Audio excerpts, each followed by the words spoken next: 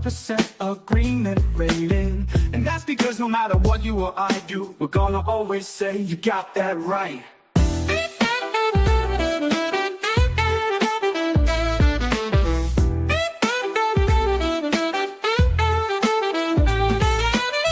You and I live in a judgment-free zone, and we're getting ready to spread that unconditional love vibration all over the planet with the universal understanding that peace is more important than being right about anything. We can always disagree, but we never have to be disagreeable by simply respecting each other's right to see the world as we choose to see it in every moment.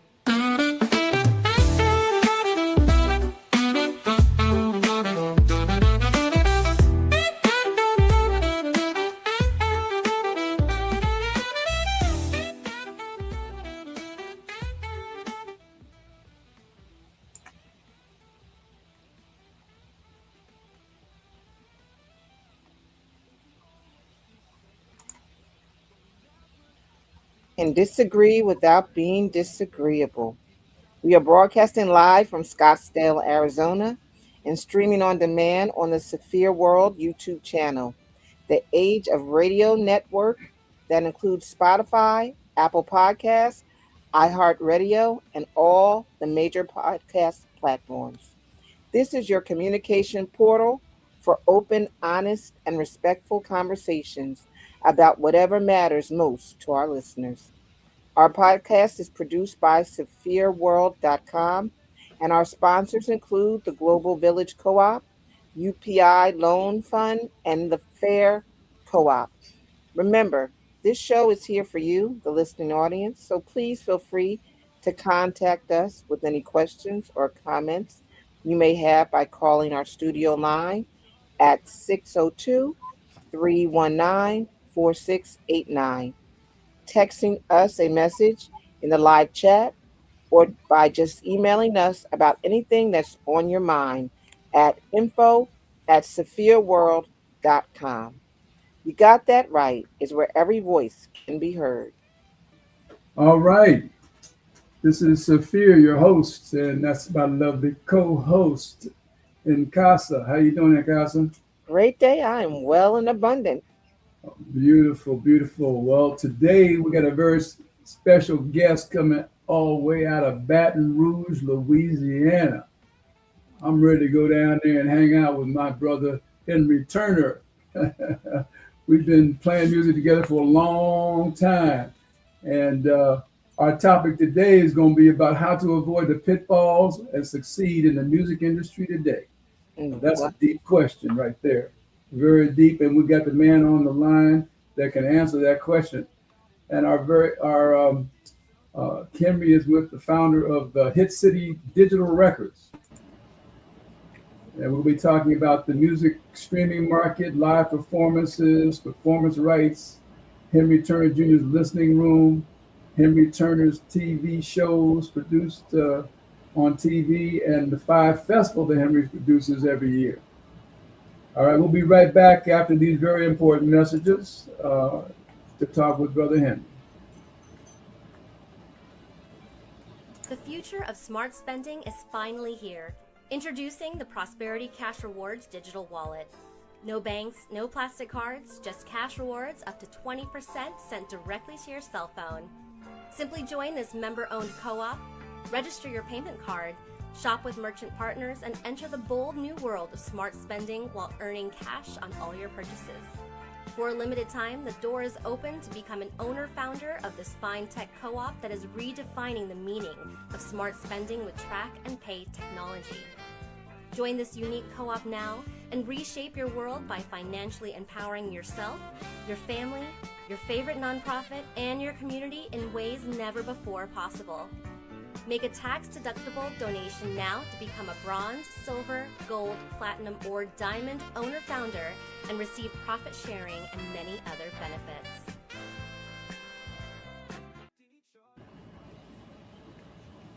Welcome back to today's show. Remember, this show is here for you, the listening audience. So please feel free to contact us with any questions or comments you may have by calling our studio line once again at 319-4689, texting us a message in the live chat on your screen, requesting to join the show live on video, or you can email us about anything at info@sophiaworld.com. Again, today's topic is how to avoid pitfalls and succeed in the music industry today. And our very special guest is Henry Turner Jr., founder of Hit City Digital Records. We will be featuring some of Henry's unique music later on in the show. Is that okay with you, Henry? Oh yeah, absolutely. So how you doing down there in Baton Rouge, man? I'm good, man. We just vibing, going with the flow, putting together projects and making it happen day by day, moment by moment. I know that's right. So for more information on Henry, our guest, please go to henryturnerjr.com, or you can call area code 310-721-1592. Well, if I Now, can, Casa, would you like to read a small, brief, short? We had to really shorten your bio, man, because we'd be on all day. The whole hour I've would been be around a long time. You know what I'm saying? It'd take Been the whole around a hour long to time, go you know? over all your stuff. Been around Yes. a long time, Sophia. All right, go ahead, give it a shot. We shortened it, made it short and sweet. yes. Well, Mr. Henry Turner, we are honored to have you today. He is a musician, a vocalist, a guitar player, a composer, a producer, a promoter, and a television host. Mr. Henry and his band Flavor are an integral part of the Louisiana music scene. They are well known for developing an intricate and syncopated style of music that is referred to as Louisiana blues, soul, funk, and reggae. As a founder of the Hit City Digital Records, Mr. Henry and the band have released 20 singles and 11 albums. The most current are singles I'm Going Down to the Mardi Gras, That's My Saints, and the long awaited album Now. Their songs have also been featured in numerous compilation projects, independent feature films, commercial, and top rated television shows. In 2018, the Slim Harpo Music Awards honored Mr. Henry with an Ambassador Award, and in 2019, the Lieutenant Governor's Office named him Honorary Louisiana Ambassador in part for writing the Baton Rouge theme song. In 2025, he was awarded the inaugural Second Sergeant Step Award by his foundation in recognition of Mr. Henry's unwavering dedication to music, philanthropy, and community service. Music Dreams and American Story debuted at film festivals and conferences in 2020. Half Our documentary focuses on the evolution of music and band from funk to top 40 to reggae and blues. We could go on forever with all of Mr. Henry's accomplishments. But today, we are going right in with him. In beat. Yeah. Thank you Wow. for joining us Thank you. today. That was only about 1/8. Well, Sophia, the way I roll with it, when people ask me to introduce myself and what I do and all that, I said, look, I'm a music business entrepreneur. That's basically what I do. Anything music that I can make some money with, I'm gonna try to do it. And that includes all of those stuff around it and all that stuff. But you've been blessed and highly flavored. Excuse me. Yes. Pardon the pun. I have. Henry Jr. and Flavor. So Flavor is your band. Absolutely. That is the Yeah. So blessed and highly flavored. Yeah. That's beautiful, man. I caught you right off. Yeah. So anyway, give us a little bit of history of how you got started in the music business. Well, the music business side of it started for me at probably around 16, 17 years old. Okay. I was already, somewhat of a musician, and I happened to stumble into some people that were already in the music business, and they needed a backup band, and I was a member of a band, Crystal Band, and we ended up becoming a backup band for this guy, Stanley Winston and his Soulful Sisters, and they were like a Southern gospel type thing. They had a lot of interesting things they had done, but notably they had worked with Hossman Allen, Big John R., which is John Richburg. These are all WLAC Nashville people. And so HSC Records um, was a big Nashville label. Uh, are you familiar with WLAC and the way it worked? No, So not really. Tell us about it. WLAC was a 50,000 watt clear channel station, and at the time in the mid '60s and late '60s, they were ushering in African American groups of all genres, like the Mm, gospel okay. stuff, the crossover stuff. So all the stuff you heard, like the BB Kings, and and when you heard C.L. Franklin, Aretha's father, they were all coming out of WLAC Nashville. And basically, what Mm, happened at that time, it was kind of like a paradigm shift in the whole process of the music business. And they had discovered that R&B music, you know, soulful gospel music, can be lumped all together and put into a format. So they had what they call daytime radio and farm radio. So in the morning at 6 a.m., gospel would come on and play for about 2 or 3 hours, and then they would go to like blues and R&B, little jazz, and then by sundown they could be playing country music. So it just that's the way it went. But a 50,000 watt clear channel in those days out of wow, Nashville, that's AM radio station could be that's heard powerful. in Los Angeles, California, from Nashville. And you say, Mhm. why? How in the world could they get to Nashville? Well, here's the thing you have to remember about radio. There's two forms of radio at that time, AM and FM. And an FM signal travels in the air, so it goes as far as the range of the signal, and boom, it falls flat and it dies. But AM radio follows the contours of the earth. So if it skips, let's say for instance, like if you're listening in Nashville and it's rolling across the Delta and it goes down to the Mississippi River, and it travels on the bottom of the river, and boom, it jumps out somewhere, and it might land over in New Mexico. It traveled, you know what I'm saying? And on a You good night, didn't make it to Scottsdale, huh? oh man, look, it was everywhere. I'm telling you, on a good night, they said on a good night, WLAC could be heard in Los Angeles, California, from Wow, Nashville. Yeah, wow, so that's that's serious. so That's they serious. formed. Yeah, so they formed things like Randy's Record Mart.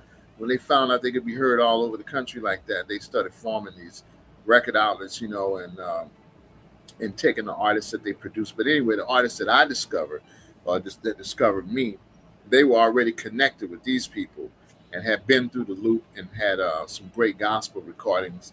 Their big one was called "No More Ghettos in America," and Mm, it was a sultry. At that time, in the '60s, that's all they were doing, the ghetto thing in America, putting black folks in the ghetto, keeping them in the ghetto and all. So they came out, no, oh, there won't be no more ghettos in America. Not for me, not today. And that beautiful. became like an anthem. All right. So that's what they became famous for. So by the time I meet them, they've already gone through this fame and fortune trip, and they're in a mid-level circuit where they work in churches and concert halls and stuff like that. And they could never really keep a band together, but they discovered us as a band in the backyard playing in somebody's house, and was like, "Hey, man, look, I got the answer for y'all. Y'all won't be in the garage after this." So we were ambitious and ready to go, man. So while we're doing that and trying to sharpen up our skills as Crystal Band to record some music and to do some stuff, um, one of the main characters in the band came to me and said, "Man, look, I want to introduce you to somebody. Now, this guy, he's one of those real players. He's from New Jersey. He's friends Mm, with the Levies, and he know all the folks over in New York. Blah blah blah blah blah." He said, and it's one of the guys that I've worked with because they were on Ebenezer's Gospel Records, which got leased to Stan Lewis out of Shreveport, and then on to the Nashville stuff. So mm, he had all these connects, through the system. He introduced me to a guy by the name of Ebenezer Kearney Harrison III. And this guy was a real music business entrepreneur. He had left New Jersey, moved down to New Orleans to do business with Cosmo Matafa. And all of these people were mob guys, just straight up mob guys. okay. And basically what what their goal was to discover any black gold. You know what I'm saying? They found a black man that was capable of doing something. They tried Hmm. to work with you and see if they could make some money with you. So Stan felt like, my one of my mentors, a guy from gospel group, he felt like, man, I like the way you roll, even 17, 18 years old, man. He said, oh, I'm gonna introduce you to these players, man, because they may be able to groom me and help you, whatever. Because I was walking around with a briefcase of fear, had contracts in the briefcase, and didn't even know what it meant. I just had them though. I mean, So you were ready to roll when he was ready. I was ready to practice the craft. You know what I'm saying? So I was playing my guitar, but I had the briefcase too. So the Okay. guy said, I'm gonna introduce you to some real players, man. We can learn this stuff. And so that's what I did, man. And that's how I ended up in the music business. I was a musician first, of course, and Mm. music. But I mean, after that experience, man, those guys opening doors and saying, "Hey, man, come on in, work with us, and we'll work with you," and blah blah blah blah. I started learning about marketing, promotion, distribution, manufacturing, the radio, TV, just everything. And then I was really fortunate because through Eptide, I met other people. Like he sent me down to New Orleans when uh, one of the mayors down there, I think it was Sidney Bartholomew, it was back in the day, and they was doing a music business conference. I go down there and I meet Eric Cage and Vernon Thomas and a bunch of other players down there Mm. because Eptide didn't want to go to this music conference because it was brand new, and he was like, "You go," So he sent me down, paid for everything, and I ended up linking in all the way around, man, and meeting some really caliber, people, man. So that was kind of the start. So I'm gonna stop, let you ask some Wow. questions. Okay. That's deep history. Sister Yeah. and Council, feel free to jump in. Wow, that is a great wealth of life and history, all rolled up into one signature sound that you have developed. Um, what has question that I came with is your take on the current pulse of music and the AI influence, and does that have any weight or bearing on the music you've developed? Well, my thoughts on the matter is as long as there will be music, there will be people developing new styles and forms of music. It Mm, won't ever stop. I had this conversation with a 19-year-old at the library a mm, month ago at a festival. Her question to me was, "Do you think blues is dying, Mr. Henry? mm. And do you think black music will survive AI?" So I said, "Well, let's talk about this. Let's sit down right now." I said, sit down and and I told her, I said, "What do you know about blues?" She said, uh, "I don't know. I mean, I heard the term blues. I mean, I think it's like Mr. BB King them and people like that. I mean, I don't know. I don't know. I really don't know." So I told her, I said, "Well, let me say it like this." I said, blues is nothing more than a feeling.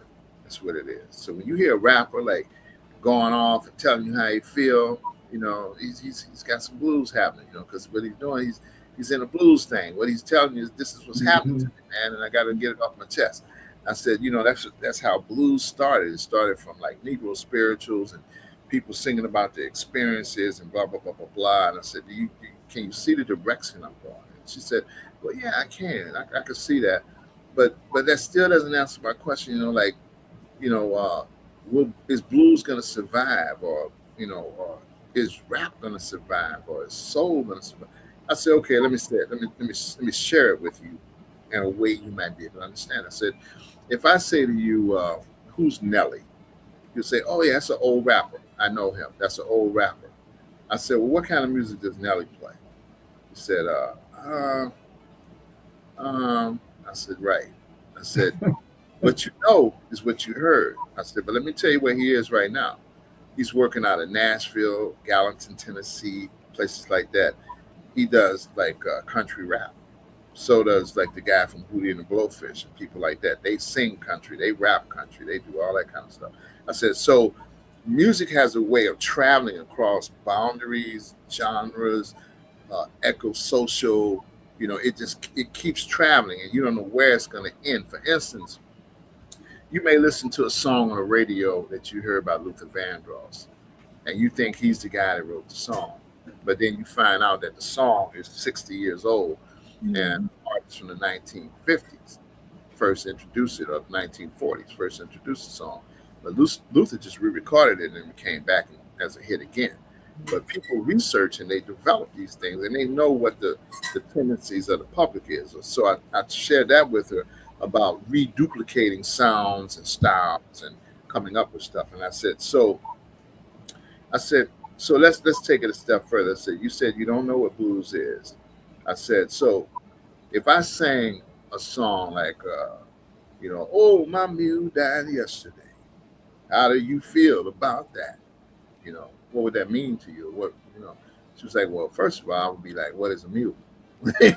Whatever. I said, okay, I got you. We can relate to that. I said, now what I wanted to do, I wanted to give you an extreme situation.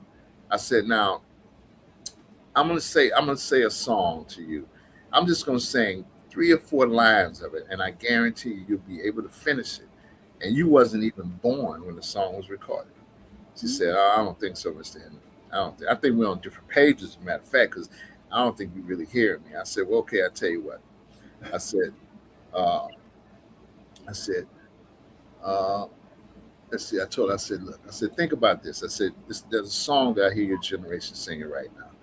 I met this lady at the casino, and she finished the whole thing. I said, now that was a song before you were born. I said, the song, I said, who's the artist for that song? She said, I don't know, but I know the song. I said, well, let me tell you who the artist is. The artist is Johnny Taylor. He's been dead 10 years probably or more. You said Johnny Taylor? So, yeah. Johnny Taylor, yeah. It's a casino song. It's when, when casinos were really popular in the 80s. And he wrote this song about this lady that lost all her money at the casino, right? She asking for $2 from anybody. she wanted $1 for the bus fare and $1 to put in the jukebox to play some down home blues. But she knew the whole song, So she said, okay, I see what you're saying. I said, now on top of it, I said, you out here today at my festival, the average age range at this festival, when we put it out to the public, we say demographically, it's between 1 and 80. And people say, why 1 and 80? Because a 75-year-old may be out there with their great-grandson introducing them to some music that they want them to know about. Or, you may have a 25-year-old that's bringing their great-grandfather out there or their grandfather out there. And they're not even involved. They're just coming because he wanted to go and right. Don't drive no more. They took him over there. So the demographics gets wide. And then what happens if the 25-year-old has a baby that's 2 years old? She got him in, she's pushing him in the thing, or she's walking him by the hand, and she got the grandfather, walker and all that. And they, so you got all these demographics that's going to cross-generational thing going on. Exactly. So I was able to point out all of this to this lady. And then she was it all merges together. Exactly. I said, so when you're crossing cultural boundaries, when you're crossing social and economic boundaries, I said, and look at where this show is. It's at the main library in Baton Rouge. I said, and we're going to be here for 2 days, and we're going to be pumping everything, you can imagine musically. I said, but at the end of the day, why do you think the public library would open and put a stage there? Why do you think that they would open all the doors, let you come in and use air-conditioned bathrooms and, let you have backstage and a film area and blah, blah, why do you think they would do that? Because they are looking at the demographics also. And they're looking at how to open their demographics up to all of the subgroups that could benefit from the library. I said, so they call that a community partner.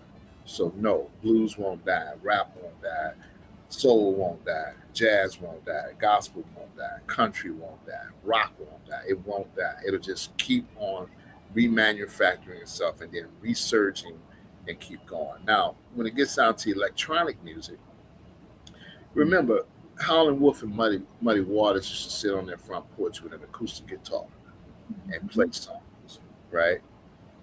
When they made it to Chicago, the first thing they did was electrify themselves. They went and bought a guitar amp, plugged it in, because the sounds in the city is so much louder than the sounds on the farm. Sounds on the farm at certain times of the day, it's solid.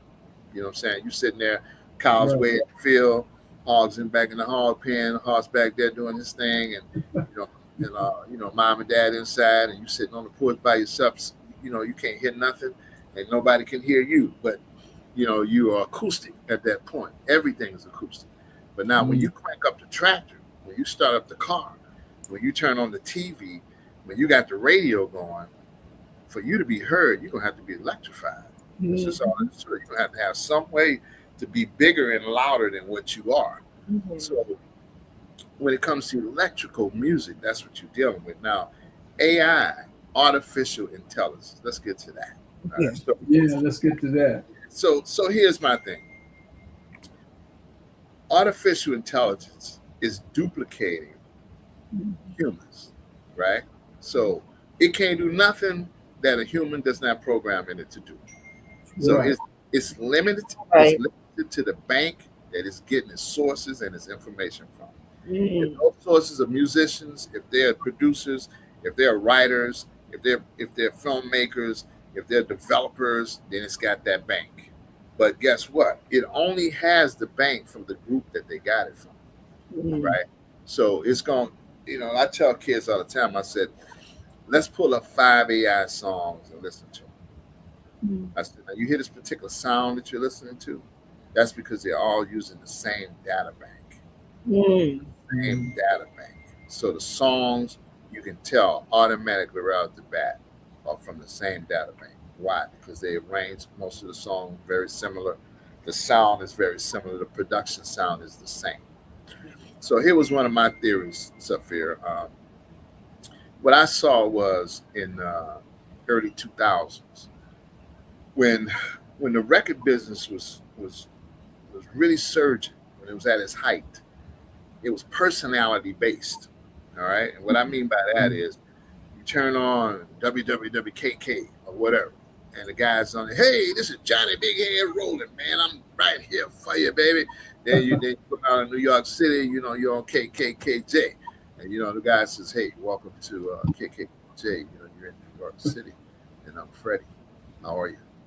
So you hear the personality difference though, right? So that made people very curious in terms of changing the dial and listening and trying to figure out where they can get that signal from and blah, blah, blah, blah, blah.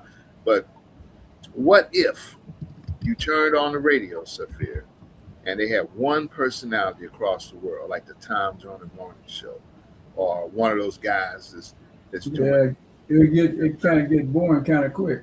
Well, what happens is everybody's experiencing the same thing at the same time, and there's no difference of personality that you can talk to somebody about. So you heard the same thing I heard, so what we gonna do? I mean, so after a while, remember now, conglomerate radio was to get rid of the personality. Why? They said if I take one master personality, I can get rid of 2,000 sub personalities.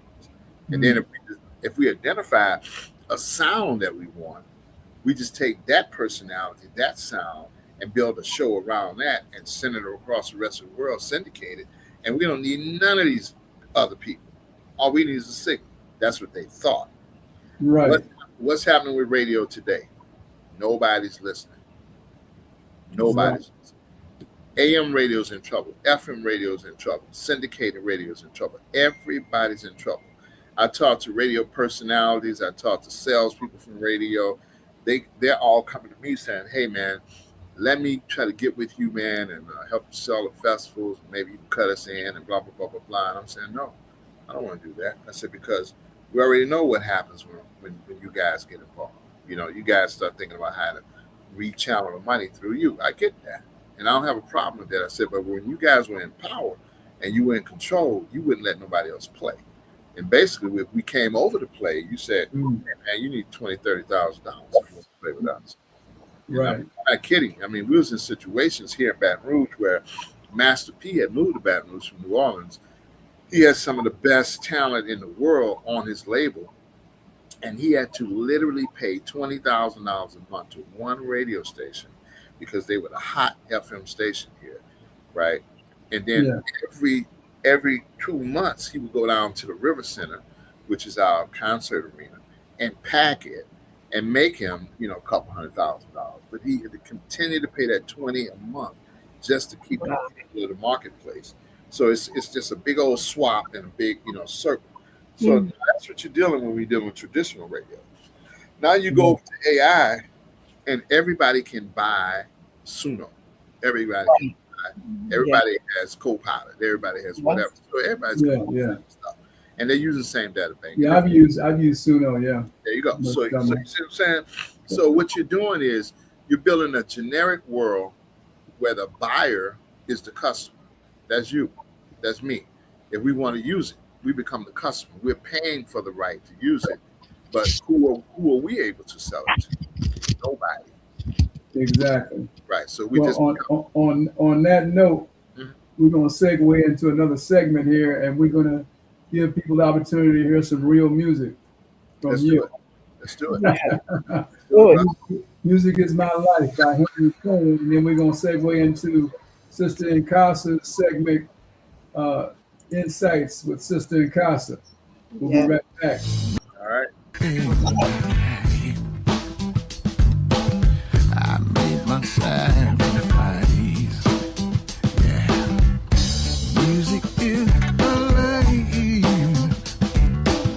I made my sacrifice. Yes, I did. And I don't care what nobody say. I'm gonna do my best to jam on anyway because music is my life. I made my sacrifice. Oh, yeah. Music is my life. Yeah, yeah, yeah. Made my sacrifice. Oh, yeah. And I don't care what nobody say. I'm gonna do my best to jam on anyway because music is my life. I made my sacrifice. Oh yeah. Music is my life. Made my sacrifice. Oh yeah. And I don't care what nobody say. I'm gonna do my best to jam on anyway because I am paid some dues. I really paid my dues, y'all.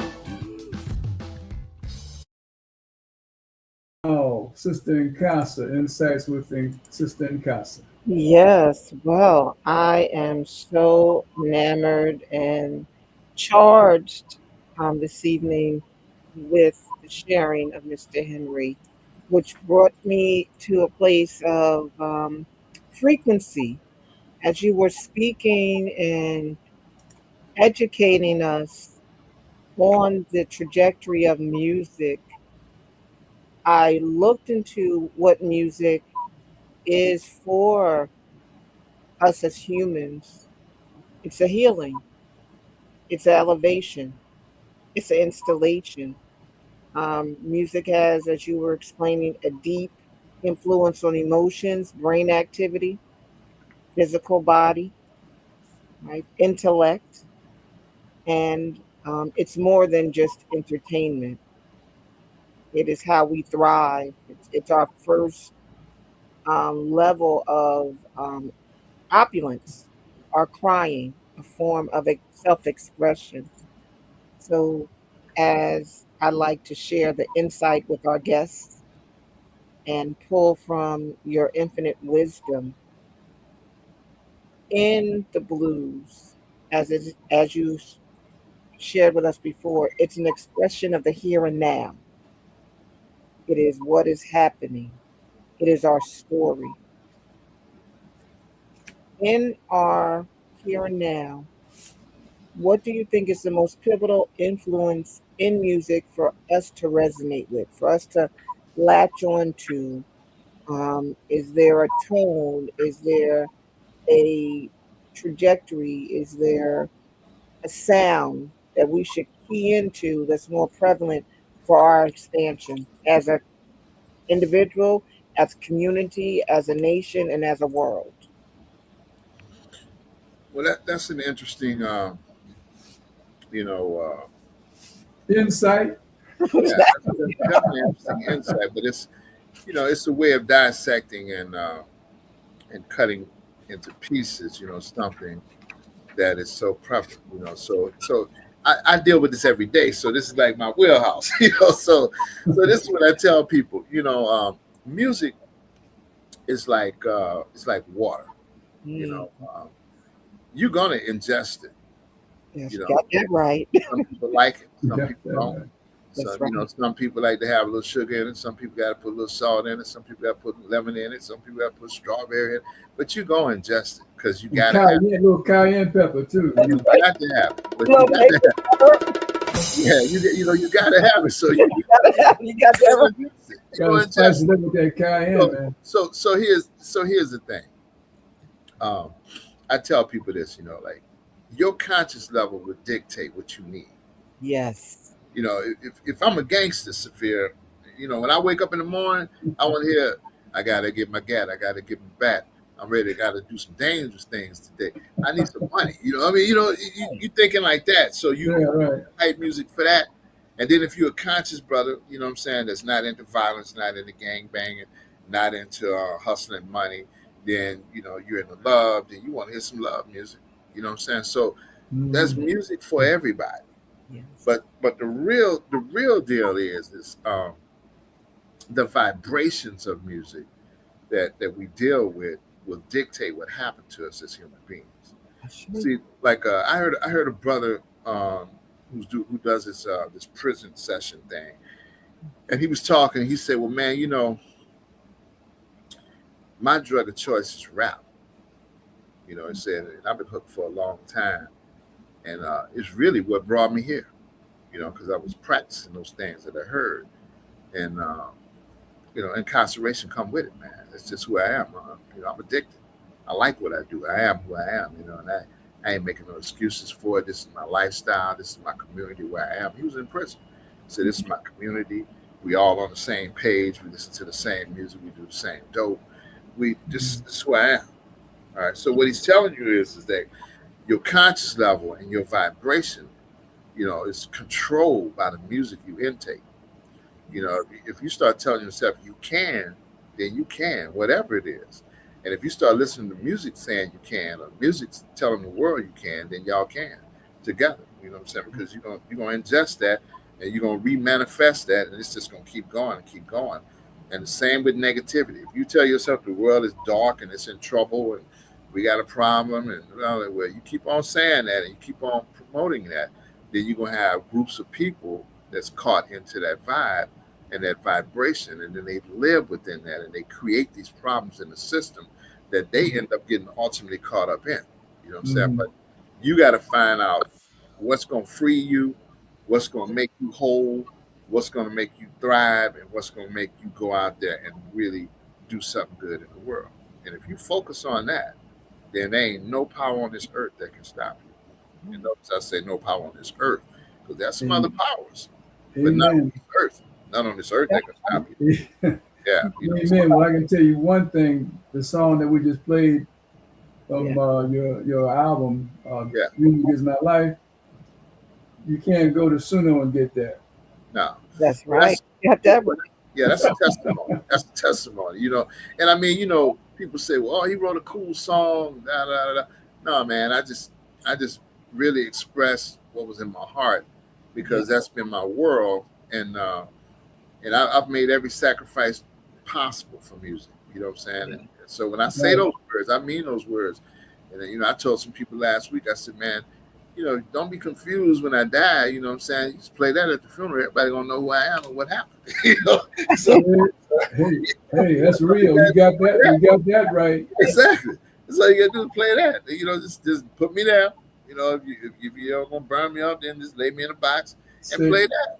say Everybody be like, tell the truth. Tell the truth. yeah, Yeah, and everybody be like, "Oh, okay, Music is this my guy life. here. That's That's right. his story, huh? That's his story. Okay, That's well, good, I'm not mad at me for that. not exactly. at all. You know, well, once you can acknowledge who you are and accept it, you know, Yeah. that's one of the things that, Embrace it. Embrace yeah, it. yeah, Yes. one of the things that the music business did for me, it made me understand totally who I am, and what I Hmm. was trying to accomplish on earth. Because I tell people often when they think they're insulting me in some kind of way about music or money or whatever, I just tell them and say, hey man, look, you can't. There's nothing you can do to stop me from doing what I do because I started doing this for myself in my own bedroom at 5 or 10 years old, man, and I enjoyed it, and I'm still high Right. on it. So that's not. I mean, what could Hey, you possibly take away? hey, man, I know Yeah, I've been on the road playing with you guys, man. So I know exactly. it's not a picnic. You know, it might No. look good when you're on the stage, but boy, getting to the stage is one journey. Oh yeah. You, Oh yeah. Oh it's yeah. only certain type of people that can go on Can- that journey. That's right. That's right. Yes. But once you know that and you know who you are, man, the rest of it, That's right. you ain't got to worry about it because it's gonna take care of itself. But I mean, my thing, Yeah. I've learned some beautiful ways of approaching it. I've seen all kinds of tricks from society. I've seen all kind of tricks from the business arena. Uh, I mean, one of the things that I really looked at was the prison system, the way they Mhm. drove music to incarcerate, you know, blacks in America and whites that fell into the trap. You know what I'm saying? Mhm. And then fueled it with music to keep it populated. Hmm. Like top Mhm. rappers have had sessions where they've talked about high level meetings when they go and meet with power brokers and they say things like, "Hey man, we just invested in 10 private prisons. We want to fill them up. Mhm. It's worth 300 million to us if you could do 5 albums about being in jail and doing this and doing that and glorifying us Hmm. for it." I mean, straight Mhm. up. So it's all business. They're programming the consciousness to Exactly. To fill up fill the them up. jails. To fill them up. So Hmm. it's all business. It's all business, and like when you say music business, you said something really powerful, man, because music is the product, but the business is what they do with the product and how Yeah. they use it. You know what I'm saying? So, what Mm. is the music business? The music business is nothing more than marketing, promotion, distribution, manufacturing. That's all it is. Now you could dress it up, you can do whatever you want. You say, oh, it's artificial, it's real, or it's merged, it's this, it's that, but it's still the same thing. And it's gonna But always come back down to those elements. so part of the pitfalls or avoiding the pitfalls is understanding what you're dealing with, the nature of the beast, so to speak, Yes. and Well, now, that's a whole different. to be Yeah, that's a successful. whole. So let's go into that a little bit. You know, Yeah, avoiding the okay. pitfalls Mhm. and how to be successful in the music business today, Well, because there's a whole nother ballgame out here today. Because right. When I was Ray Charles told me one time, he said I had a chance to meet Ray and talk to him for a minute. And right, Ray at an airport, he was stuck. I was stuck, and he just had to be sitting there. I said, "Hey Ray, what's up?" And we started like we were old friends and stuff. of And so he course. said, "Man," he says, "if I was starting in the music business today," as he says, "I couldn't make it." Hmm. I said, "Really? Why is that, Ray?" He said, "Because it's run by bookkeepers and accountants and lawyers, Wow. and so they got no patience, you know. So they want to hit album right away, you know, and I wouldn't be able to make it because it took me a while to get a hit record, you Hmm. know. But now Well, everything's happening in the moment. So let's talk about that, Henry. okay. So the music business that he's talking about was the music business of the 50s, 60s, and 70s, where people were artists and patron oriented. So you had one guy that might come up with some money. The first label that I worked with, they had a philosophy. The way they did business was they had lines of credit, and they would take a chance and invest, say $5,000, $10,000 in a single, and put it out for you, recoup their money, give you 15% of the action, and they take the rest profits for their risks involved. So they call that a speculative record deal. So a spec deal, right? I'm gonna speculate that you're probably gonna make some money, so I'm gonna put up the money, but I'm gonna get the lion's share if you win because you didn't have Right. to do the gamble, So that was the traditional music business.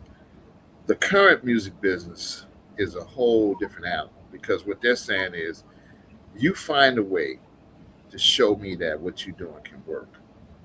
And if you find a way to show me what it can do, what you're doing can work, and show me the proof, show me the money, then what I can do is take this big bank and put behind it, right? And we can really magnify that. So it's got to go. It's got to something you got to create that goes viral, and then they'll get behind you. If there's something goes viral and it blows up, then they're going to put money behind you to take it to Well, the next level. what Is that they're, what you're what saying? they're looking for is like a 360 or 380, and they're looking for people that make money.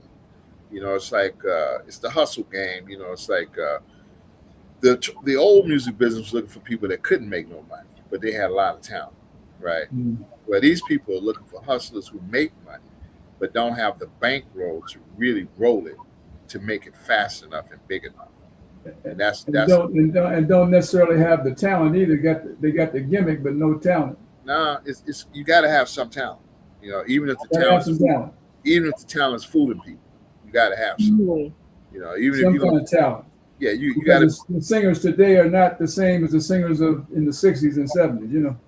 Yeah, Right. but neither is the clothes, neither is the food, neither not the same. So it all matches. We know the difference because we saw something different. But somebody Like tries, you got people out there today that I listen to them singing. I'm going like, they got no talent. I mean, what's but the they have no attraction? talent. They What's have the no talent. attraction? They have no talent for our generation, but for their generation, they're massively talented because everything is watered down and it's a whole nother ballgame. Remember half of it is mechanical. They'll take somebody, they sing a song, and they'll put it, in auto tune to correct all the notes. So that's just standard. That's how they roll. So but in our generation, there was no auto tune. You sing the note or you don't. If you Right. can't sing the note, then you ain't got no talent. That's what we felt about it. What I'm saying? Right. But these people feel about it. That's Sarah, right. Sarah Vaughan didn't need to fix anything. Now. So in other words, this generation, they're saying, man, we don't care if you hit the note or not. We got a machine that'll hit the note. All right. Just Yeah. make sure you got the machine with you when you're touring, though. Because Say we don't want say to Lily Vanilli. Lily Vanilli, huh? But that's what I'm saying. Even if the talent is fooling somebody, gotta have that. That's You know what I'm saying? So that's their philosophy. Their philosophy is I don't care what you do, as long as it works and it makes money, then we're down and we will invest in it until it stops making money. So what would you recommend to a person who's just getting into the music business today? What would be the best way if you were just starting in the music business today? How would you approach it? What would be the best way for you to approach it at this point? Well, my today approach to the music business is to be a music business entrepreneur. That's what we talked about off the bat. I don't even see approaching it from the way I would have came at it 30 years ago even an option today because it's not. You know what I'm saying? It's like everything can go viral in a nanosecond. So whatever you put out there, if it's not terribly encrypted and protected and blah blah blah blah blah, once it's gone, it's gone. I mean, the guy that did the song, I got my boots on the ground. Man, like some of the pro teams are using dances and stuff and calling boots on the ground. He was trying to sue and stuff, and they saying, "Well, it's too late, man. You didn't patent the term boots on the ground. You didn't do this. You didn't do this. It's too late because it goes fast." Right. So it's a whole nother stratosphere that we operate in now. So you got to protect yourself legally. You make sure that you got your stuff covered. Yeah, you have to have the right team even getting started to make it make sense to get to that level. And then, for instance, so Jay-Z and Beyonce, Beyonce is now a billionaire. She owns the production company that does her music, her tours, her films, everything. And people say, how in the world was she able to do that? Well, that's easy because 40 years ago, when a singer came into the business, they didn't have no money. But see, when you come into the business and you marry Jay-Z, who already got a few million, Then now Right. y'all just basically bankrolling your own projects and coming up with ingenious ways to make more money. You can do that in today's market. You know, 50 years ago, they wouldn't even let a black person have a distribution outlet. You know what I'm saying? So in Right. today's market, they don't care what color you are as long as they can get a piece of it. So that's how much has changed and how the approach has to be global in terms of your economics. So you can live local, but you got to operate globally and you got to think globally in order to even survive locally. And what I mean Mhm. by that, in my listening room, I got live on every night that I'm there, and people watching from all over the country. I'm talking to people from different countries, different states, different cities around the U.S. Blah blah blah blah blah, and we capturing all this stuff, and we giving them ways to interact with us, and whatever have you. I mean, it's I live So in you got global reach. yeah, I live in Baton Rouge, but my market is everywhere, and I have to know that. So you can live local, but you got to think global. You know. Mhm. So there's some value in terms of you being in Baton Rouge, obviously because of the history of Baton Rouge and the music industry and all that in Louisiana. Well, it's it's a tricky thing because when you grow up in a city that has a specific sound, a specific style, or whatever, you know, my first influences was to get away from all of that. My first Mhm. knack was, man, I don't want to be none of that. I want to do something else. I wanted to play top 40 funk. I didn't want to be a blues guy or a jazz guy, or I didn't want to do none of that. So what I found out though, after touring and making my way around the country and in and out of the country and stuff like that, the elders just simply came to all of us and just said, hey, look, it's like this. When you're young, you're a child, you do childish things. Get out there and you Right. have fun. You do all this stuff because that's when you can do it when you're young. You have a good time doing it. But when you get old, where you gonna go? What you gonna do? What you gonna do? Right. The guy told me, he said, look, man, if you don't have a Cadillac, a club, a hat on, a bankroll in your pocket, ain't nobody gonna respect you. Period. That's right. In the music business, nobody. And the big thing that Ray Charles had going for him that not a lot of musicians and singers in his era had, he owned all of his music. Mhm. Well, And so came he didn't along. have to go. He didn't have to go work for a record label. He wouldn't sign with a label. He told me, he said, "I'm not gonna sign with nobody." So Well, Atlantic Records, I own my music. yeah, Atlantic Records was a record label he operated out of, but he owned his masters. That's what he owned, Exactly. right? How important is that, Henry? All right, so let's say, for instance, we do a recording like we're doing right now, and it becomes a master, right? Because once you hit the button and it's over, this is a master. It's a master recording, and then somebody come and say, Sophia, man, look, I really like what you did on that podcast, and I think we could use it in Germany and France and over here and over there. And then, you say, well, hey, man, let me check with Casa, and let me check with Henry, because they were on the show too. I don't know how they're going to feel about it, but we can try to find out. But now, if you own the master, right, you don't have to do any of that. So you I don't get have to check with anybody Nobody. else. You can check with Exactly. nobody because you're on the master. You can cut Do the deal. your, And do then you your can own thing. write checks. Then you can write checks. You can say, hey, Right. they already signed off on this. That's the only reason they're on the show. And yeah, we can do some business. Tell me what you want to do. And they say, well, All right. Well, look, Henry. On that note, Yeah. because time is running out, unfortunately, Okay. on us. I've got my man Bert on the line, who does a segment called Sports of All Sorts. all right, We're gonna break in with a little bit of your music one more time let's do it. on the Book of Revelation. So you're right. Yeah, man. What about it? Check Arizona. it out, and then we'll be done with a little bit of sports of all sorts. Oh, yeah. I remember that night. Remember that night? Yeah. Yours truly playing. Was that Mason? on Was that. that Mason or Phoenix? That was we call that one Arizona Gumbo. That was in Mesa. Yeah, Mason. Yeah. This is a Yeah. new book I Yeah, said. Arizona Gumbo, We're gonna watch, pray, and pray. Book of Revelation. Yeah, that was a cool night, man. We had that brother down there from Florida that showed up over there. Me and Ronnie. Well, revelation say, oh, my child's coming back one day. We don't know when and we don't know where. He's coming back like a thief in the night. The book of Revelation say, oh, my child's coming back one day. Book of Revelation say, so why don't we pray? Why don't we pray? Yeah.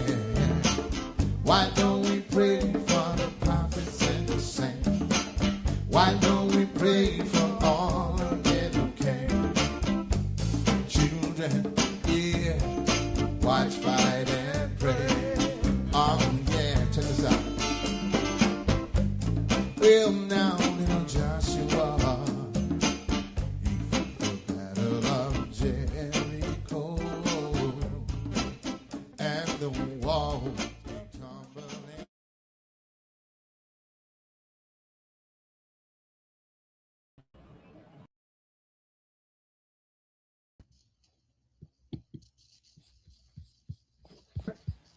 Yes, sir. I'm here. Can you guys hear Bert? Yes, Yeah. yes, yes. All right, brother Bert.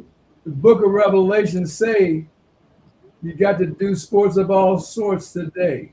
That's Come on with it. You got that right. You got that right. I'm calling in from Flagstaff, Arizona, live from our youth back to school basketball tournament, our annual.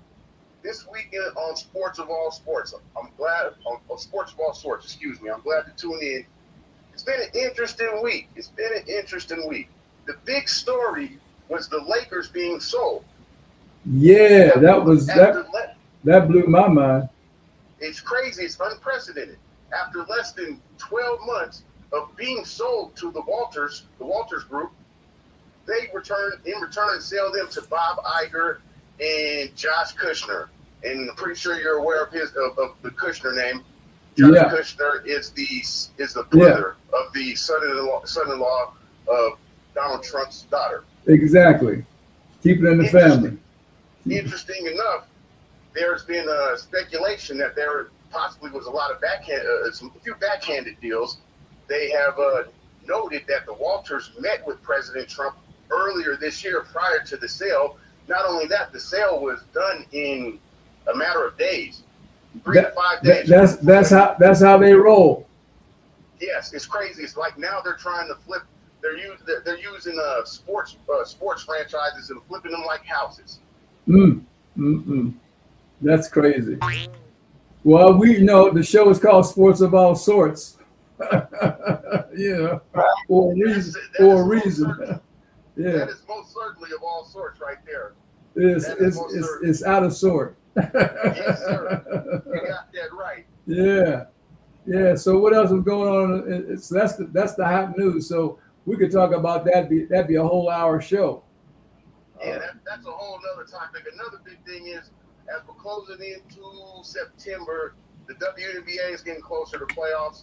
The Minnesota Lynx and Olivia Miles clinched their playoff berth with a league-leading record, 29-7.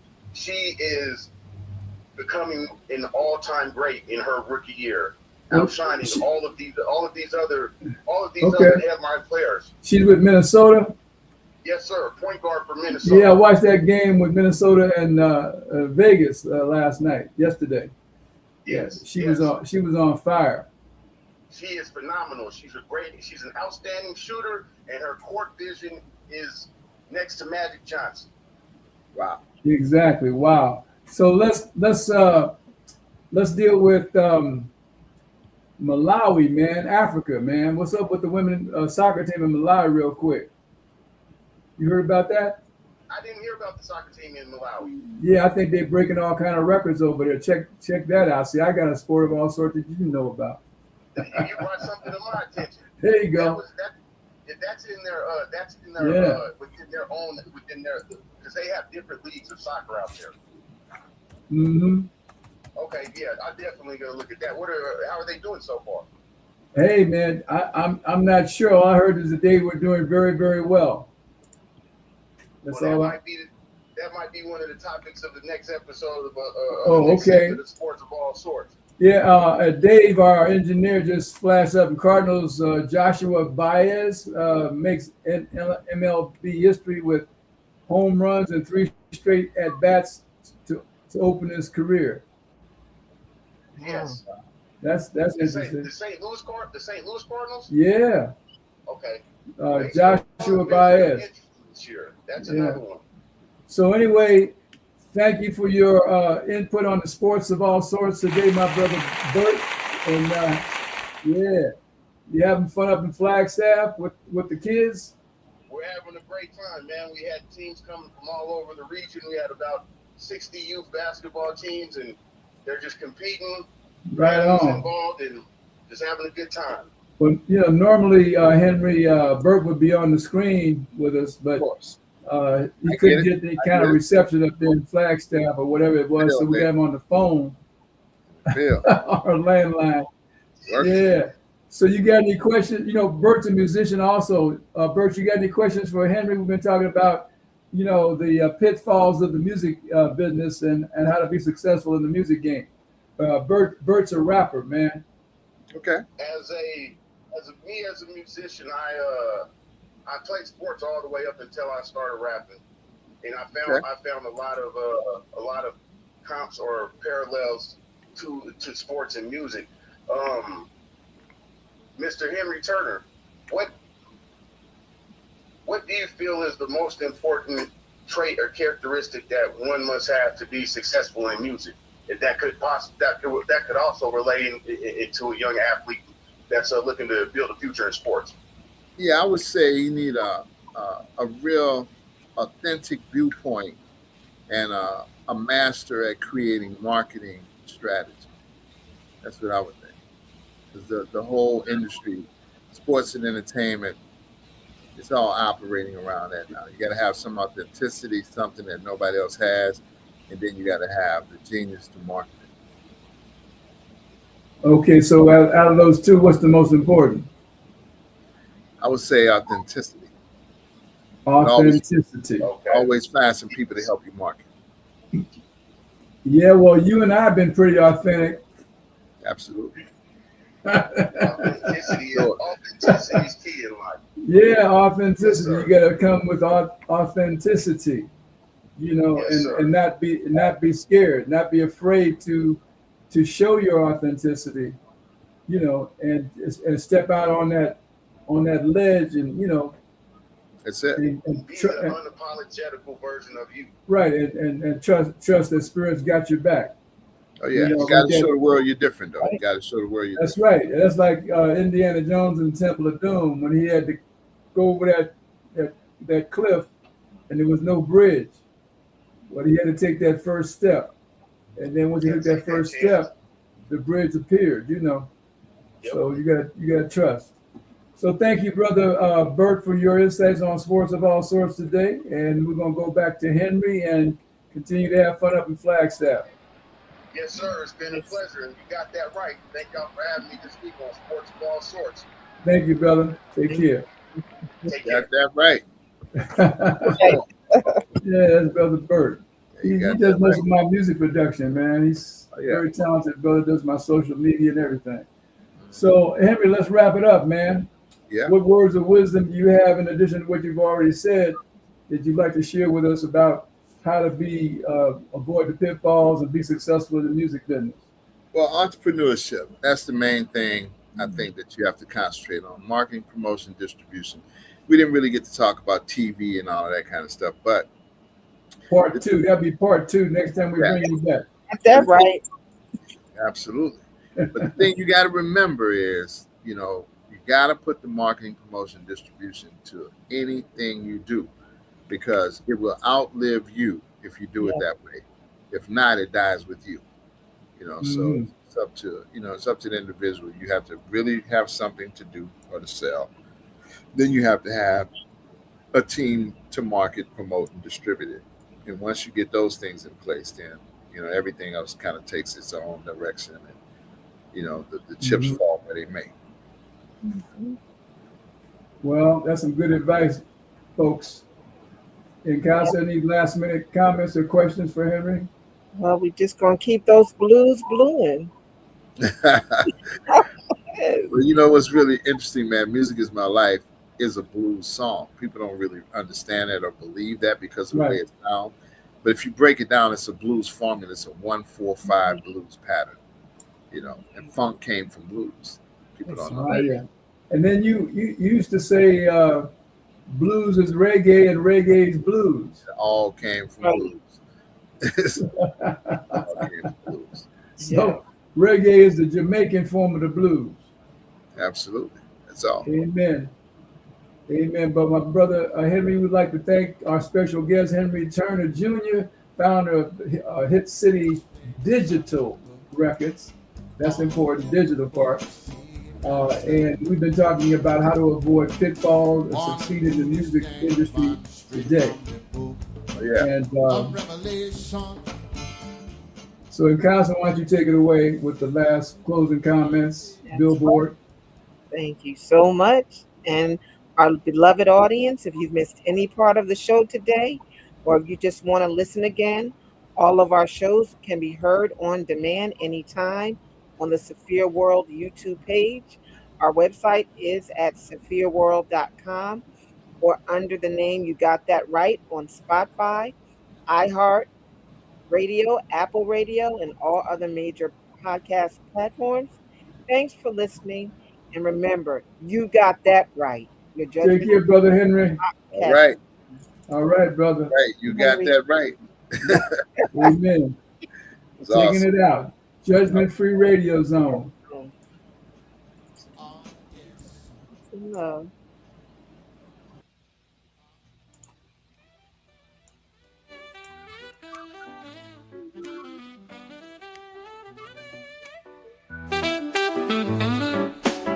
You and I have 100% agreement rating, and that's because no matter what you or I do, we're gonna always say you got that right.